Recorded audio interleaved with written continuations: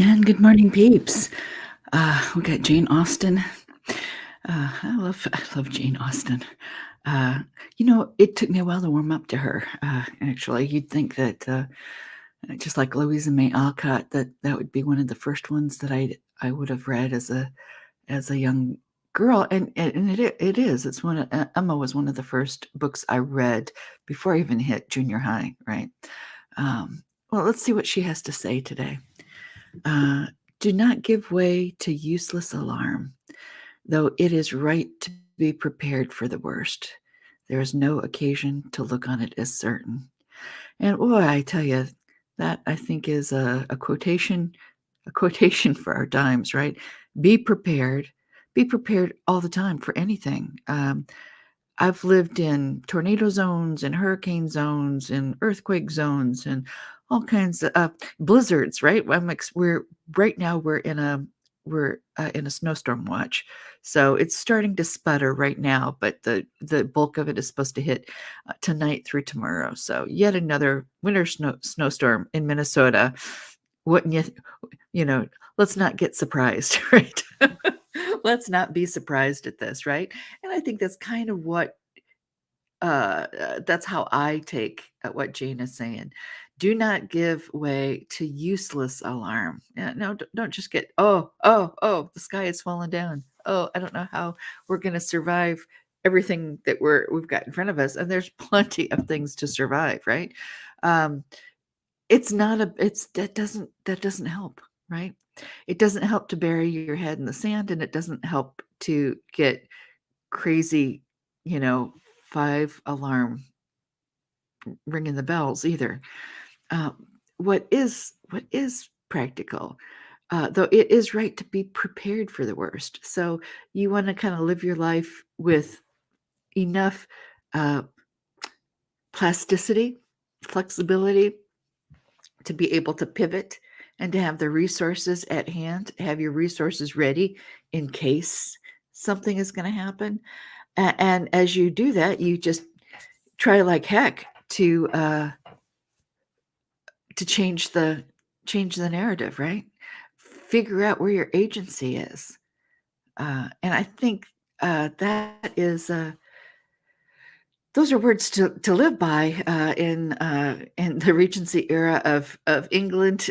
I guess that's Jane Austen's time, but also in our time, especially when we turn on the 24-hour news cycle, which has been going on since the 1980s, and I swear, uh, more entertainment than news and more hysteria than anything, right?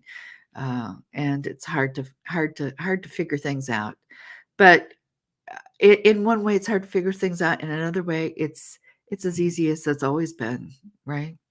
Uh, Figure out what's necessary and immediate and within your control, and be prepared for that. Alrighty then. Um, what was your first? I'm gonna see if we have any kind. We're getting a steady. It's the channel is growing quite nicely, quite nice and steadily. Actually, I'm gonna take that banner off there because it's time to let that go. Good morning, peeps. Right? Grab your cup. Your cup. Today, I'm drinking tea, not coffee, because I've already had 2 cups of coffee today. But I'm going to raise this cup to you guys. I wasn't really satisfied. I'm going to be honest with y'all. I wasn't really totally. I'm gonna come in personal. We're going to change this to make this a little more personal. I wasn't totally satisfied with what happened yesterday.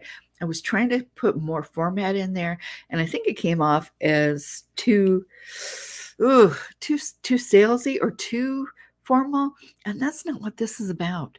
The main the main thing about this weekday coffee klatch is that it's a weekday coffee klatch.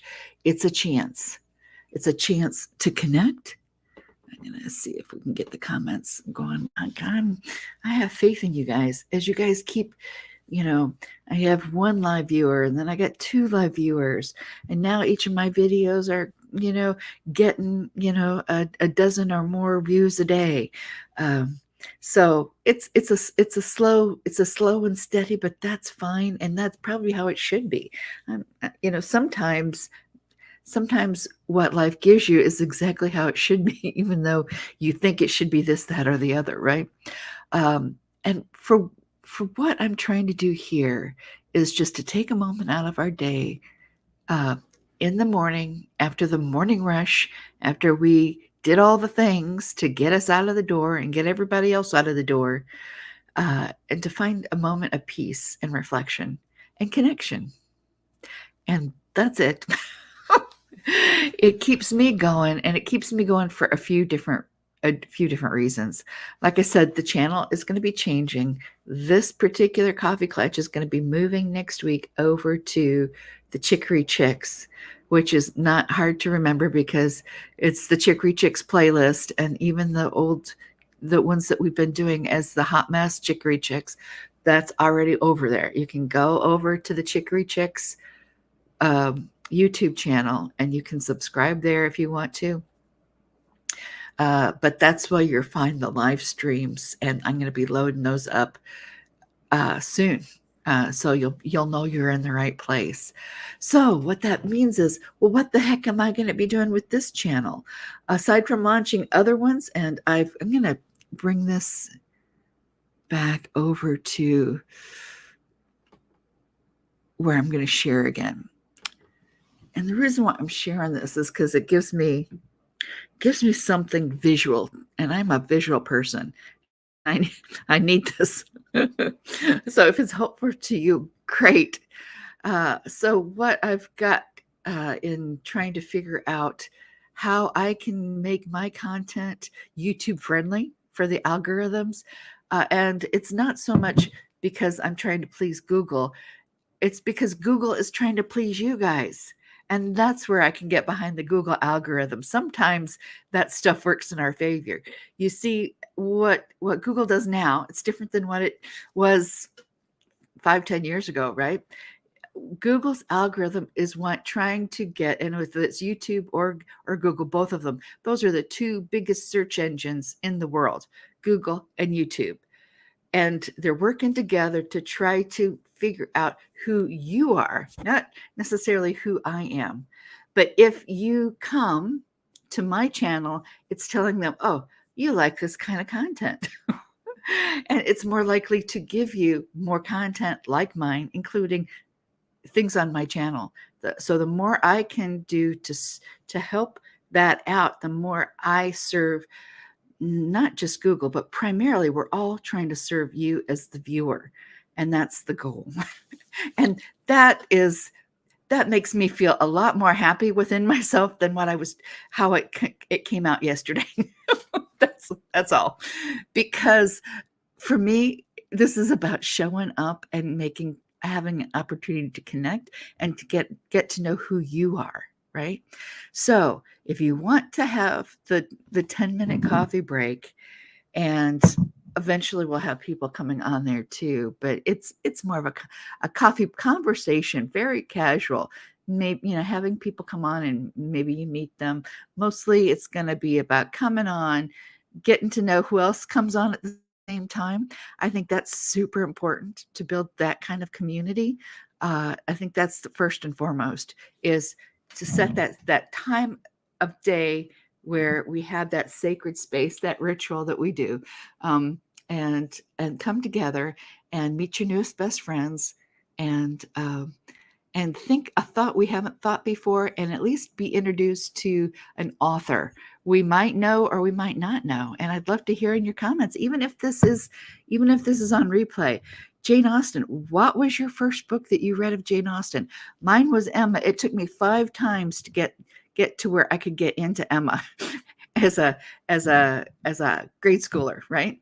And it's when I realized, oh, Jane is snarky about Emma too, because I just didn't like her. And then I started realizing, oh, you don't have to. That was the big epiphany for me in reading novels, is that you don't have to like, or the characters, the protagonists aren't perfect. They're not perfect. They're a hot mess. And if there's any hot mess out there, it's Emma. She's a hot mess. By the end, you like her and you see why other people like her. But man, she's a hot mess through that thing. And it goes with other Jane Austen books as well. So you love them even though they're doing the craziest things, right? And that's what makes a classic to me. And we're out of time. So so you'll know where to find us next week. Tomorrow I'll still be here, and then we're going to figure out together what we're going to be doing with this channel. And I'm going to leave you guys on that. So have a blessed day.